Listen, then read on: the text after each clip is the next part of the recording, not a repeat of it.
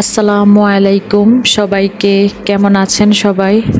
আশা করি সবাই ভালো আছেন, সুস্থ আছেন।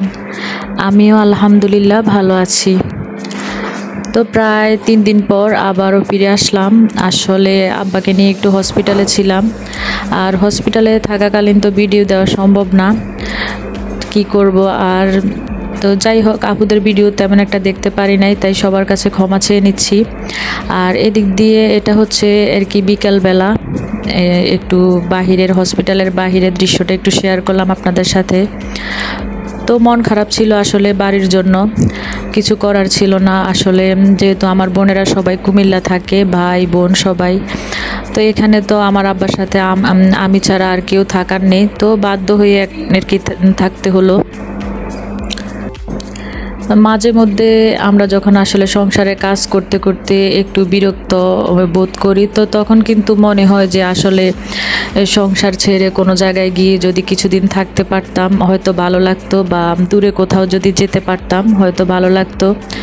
কিন্তু আসলে এই 3-4 দিন যেহেতু হসপিটালে ছিলাম, একটু কিন্তু ভালো লাগে নাই। আর হসপিটালের পরিবেশ যতই ভালো হোক, থাকতে কিন্তু তত একটা ভালো লাগে না।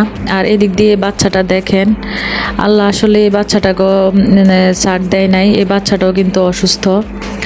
তো আমি আবার একটু ভিডিও করলাম। আর হসপিটালের পরিবেশে তো কিছুই ভিডিও করার মতো নেই। আর আমার আব্বার জন্য কিছু ফল নিয়ে আসছিলাম, এদিক দিয়ে একটু ভিডিও করলাম।